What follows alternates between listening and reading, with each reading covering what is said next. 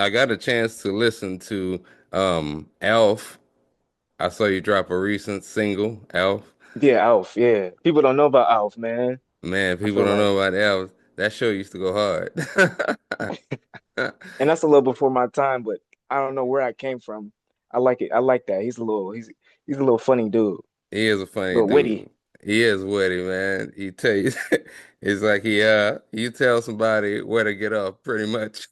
Yeah, Yeah, man. And that beat to me sounds like I could hear like Griselda, like West Side Gun on yeah, something yeah, like that. Is that what you had in mind when you were creating that? yeah. I actually made it for one of my homies. He's a local rapper. His name is J-Mo. Okay. Me and him did a little mixtape together. He had me do like 3 or 4 beats on there, and that was just like one of the leftovers, and nobody used it. So I'm like, here, let me do something with it. You know what I mean? But that was like the kind of intent behind that. Yeah. Yeah, man. So like as far as like your creative process, do you always make beats and even like pertaining to like your beat tapes, for example, like do you make something well, I guess this is kind of a two-part question.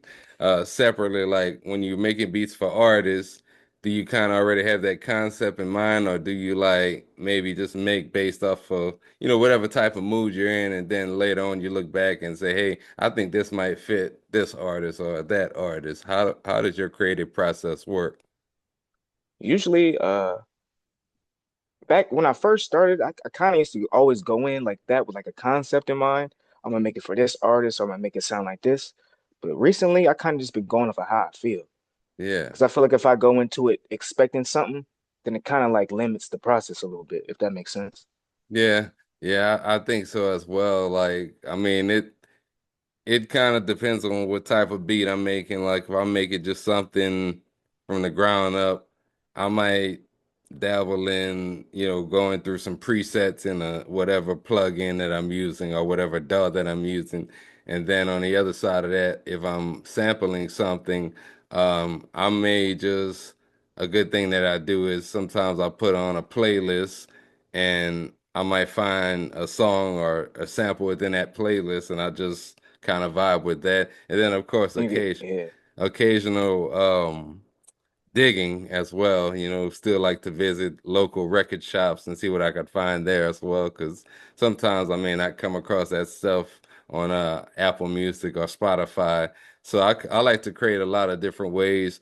Now, also with that, do you have a process as far as like creating in a lab directly with artists, or you just solely create everything, within your home studio or however you create? I usually just create everything in home, really. Okay.